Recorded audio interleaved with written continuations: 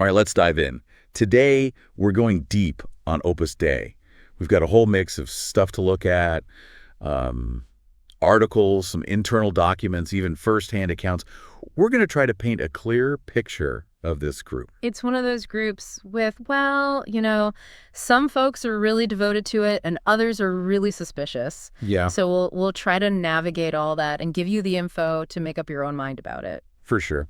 And I think as we get deeper into this, the more interesting it's going to get. One of the first things that really stood out is their structure. Opus Dei is what's called a personal prelature, Right. the only one in the entire Catholic Church. It's an important distinction because it means they don't answer to local bishops. They go straight to the Pope. Mm. Gives them a lot of freedom. Yeah, that's a lot of autonomy right there and a lot of potential for influence, right? Certainly does. So you can see why some people see them as this powerful, independent force. But their mission, at least on the surface, seems pretty straightforward, helping people find holiness in everyday life, especially through their work. Yeah, but sometimes it's the methods they use that get people talking. Yeah. They believe that literally anything you do, even the boring stuff, can be like a prayer, a way to connect with God. Okay, but how does that work in real life? Well, that's where things get, well, a little more complicated. Yeah, I can imagine. Yeah. And that complexity is also seen in how they organize their members.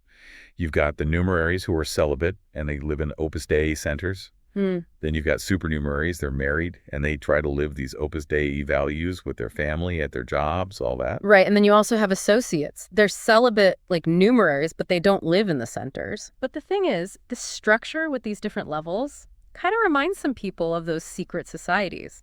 Makes people wonder, how transparent is this group? Could there be an abuse of power because of how it's set up? Yeah. Are these different levels just about how committed someone is? Or is it more about, some people having more power than others? Exactly. It all definitely adds to this image of them being kind of mysterious, especially with all the accusations of them being so secretive. We saw some former members who said they weren't allowed to talk about what goes on inside, even after they left. That is definitely concerning if it's true. It's that kind of lack of transparency combined with, their structure and the influence they're said to have that leads to some pretty serious accusations, meddling in politics, using their power for financial gain, even whispers of like a hidden agenda. Wow.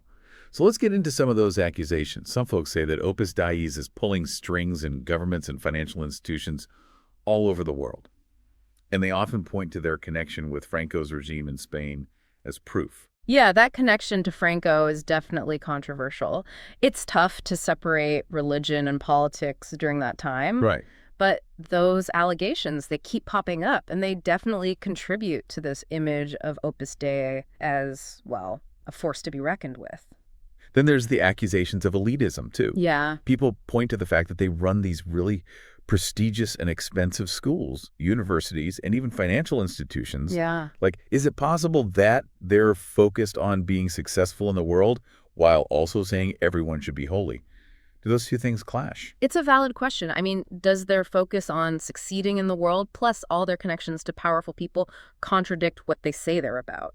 To really understand all this, I think we got to look at some of the practices that make Opus Dei so different, even within devout Catholic circles. Things like the cilice, that's the spike chain worn on the thigh, Right. and self-flagellation. These practices, they can seem extreme even to people who are familiar with Catholic traditions. It's important to understand the context, though. While they're definitely controversial, these practices have roots in, in a long history of Catholic tradition. They're seen as acts of, penance, self-sacrifice, a way to connect with the suffering of Christ. But some might ask, where's the line between being devoted and being forced to do something? Especially when you add in the fact that, numeraries have this demanding daily schedule, all that praying, working, and mortification. Could all this be a way to control people instead of helping them grow spiritually? That's a really important question. And it goes beyond just those practices. It's about these broader accusations of controlling people's lives. There are these stories from former members saying they had to share really personal stuff with their superiors. They needed permission to do basic things. And they were even discouraged from making friends outside Opus Dei. If that's true, that suggests a level of control that goes way beyond spiritual guidance. It makes you wonder how much freedom people really have within Opus Dei. And that brings us to the story of Josephine Hurtado. Her story is really unsettling. Her father was an Opus Dei, and his death, well, might have been caused by a doctor who was also part of Opus Dei, which brings up some serious ethical questions. This case, it really exposes this web of secrecy and how power might be misused within the organization. The details are pretty chilling. The court documents have these leaked writings from Opus Dei's founder, Josemaria Escrivá, where he talks about a priest and a doctor getting members ready for death. Yeah, those writings, they add a whole other layer to this already troubling case. They make you question how much control Opus Dei has over its members, even when it comes to life and death. What's even more disturbing is that the case is still unresolved. Josefina Hurtado passed away in 2020, and her family decided not to pursue the case anymore. But the questions are still there, and it casts a shadow over Opus Dei's claim that they're only acting for the spiritual good of their members. This case makes us face some uncomfortable truths about how any organization, especially one that operates in secrecy and has this much influence, could potentially abuse its power.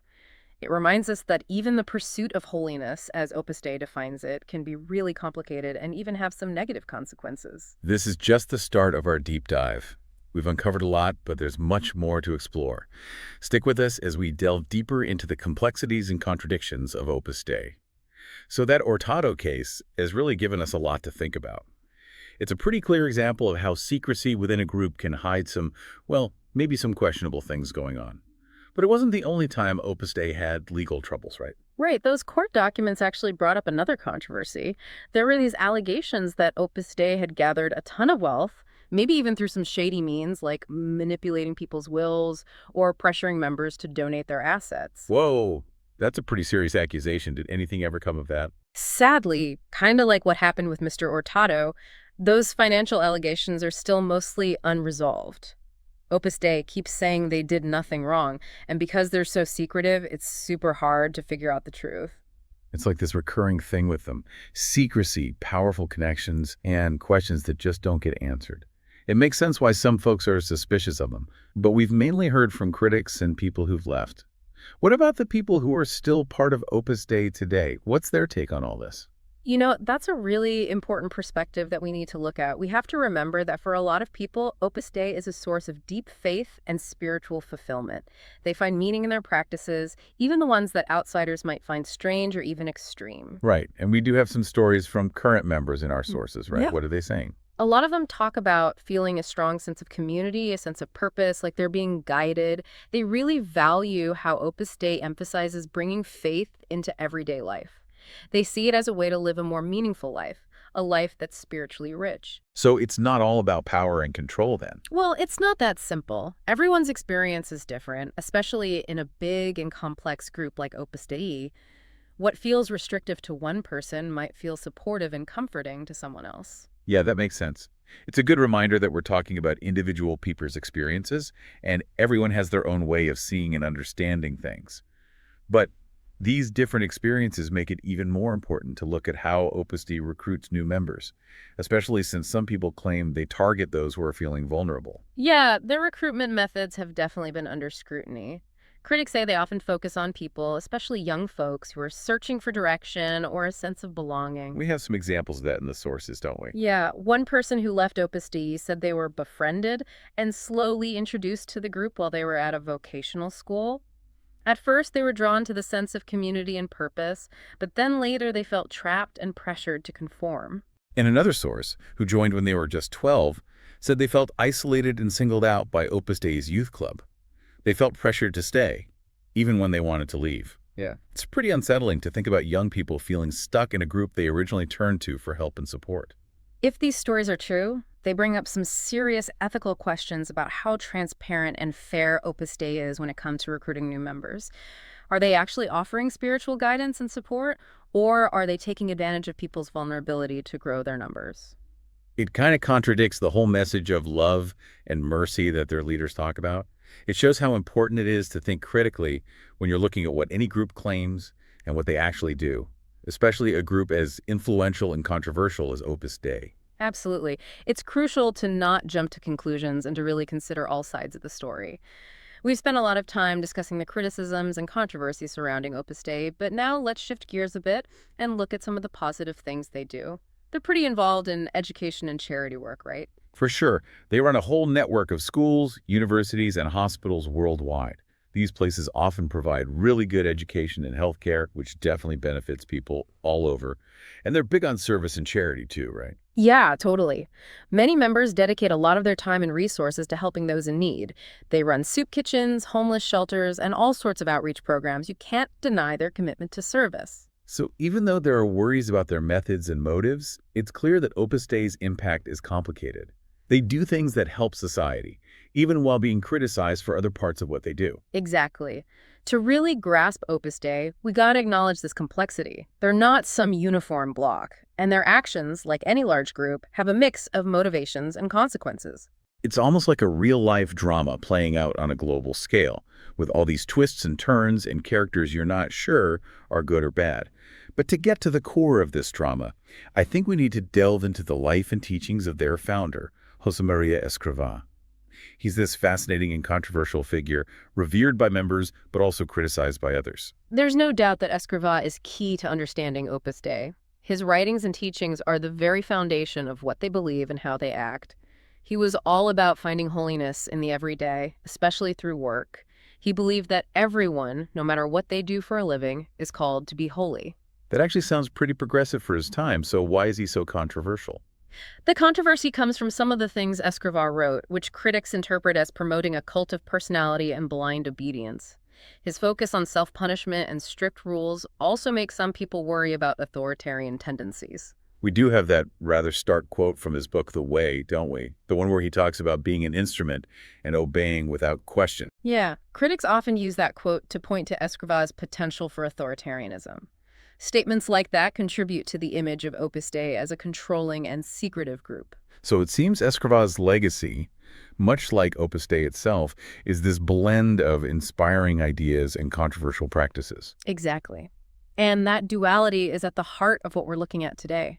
Opus Dei inspires deep devotion in some, while others view it with suspicion and concern. It's a group that defies easy labels. Well, we've covered a lot of ground, but there's still more to uncover. Come back for part 3, where we'll try to put all this together and figure out what it all means for this complex and often contradictory organization. All right, welcome back to our final look at Opus Dei. We've gone through their history, their practices, all the controversy. Now let's see if we can pull it all together and think about what we've learned. You know, one thing that keeps coming back to me through all this is, what is it about this group that gets such strong reactions from people, both good and bad? Why is there so much disagreement and strong feelings about Opus Dei? Yeah, it's really interesting, right? Maybe it's that tension between what they say they're about, finding holiness in everyday life, and then all these accusations of elitism and secrecy. Right. Like, how can a group that's supposed to be all about spiritual purity also be accused of having so much power in politics and finance? It's a tough one to figure out. And then there's that disconnect between, their focus on love and mercy and all these claims that they control and manipulate people. Can a group really be all about love but also be controlling their members' lives? It's like they're constantly contradicting themselves. They want people to bring their faith into the modern world, but then their practices seem so out of touch with how we live today. Yeah, it's like they're trying to walk this tightrope between two totally different worlds, the spiritual and the everyday, the personal and the political. And that's what makes them so fascinating to some, but also kind of creepy to others. It seems like the same things that draw some people to Opus Dei, like the structure, the discipline, that feeling of purpose, are the things that push other people away. It's almost like Opus Dei is a mirror, reflecting people's own beliefs and fears back at them. I like that analogy. Maybe Opus Dei is kind of like a Rorschach test. People see in it what they want to see, whether it's something good or something that scares them. That could explain why it's so hard to talk about Opus Dei without people getting really worked up. Exactly. It shows how important it is to approach this topic carefully and not make quick judgments. Opus Dei, just like any complicated group of people, can't be easily labeled as good or bad. But with all that complexity, we still need to consider what kind of impact they have, both on the group itself and on the Catholic Church as a whole. That's the big question, right? Some people think that Opus Dei's influence is fading, especially with Pope Francis in charge. He's seen as more progressive and maybe not as aligned with their traditional views. True. But we also saw how they're still actively recruiting new members and expanding their influence, especially in areas like education and finance. They're not exactly fading away. No, they're not. And they're very committed to their founder's vision, which suggests a long-term plan. Maybe they're waiting for a change in the church's leadership, a time when they can have more influence. It's a game of waiting and being strategic. It's like watching a chess game with really high stakes, with each side making calculated moves. And what's at stake is huge: the future of the Catholic Church, the beliefs of millions of people. It's a really interesting mix of power and faith, tradition and change, and we can only guess who's going to come out on top. But one thing's for sure, Opus Dei is going to keep being a force in the Catholic Church, whether they're working behind the scenes or taking center stage. And that brings us to the end of our deep dive into Opus Dei. We've uncovered a lot, some of it inspiring, some of it unsettling. But as always, it's up to you, our listeners, to decide what you think. We've given you the facts, the controversies, the different perspectives. Now it's your turn to make sense of it all. Don't forget, it's so important to think critically when you're dealing with complicated and controversial topics like this. Keep exploring the sources we've provided, talk about it with others, and question your own assumptions. Decide for yourself what you think about Opus Dei's role in the Catholic Church and the world. Are they a force for good? A secretive organization? Maybe a little bit of both. It's your call. Thanks for joining us on this journey. We hope it's given you some new insights and made you want to learn even more. And until next time, keep asking those questions, keep learning, and keep diving deep.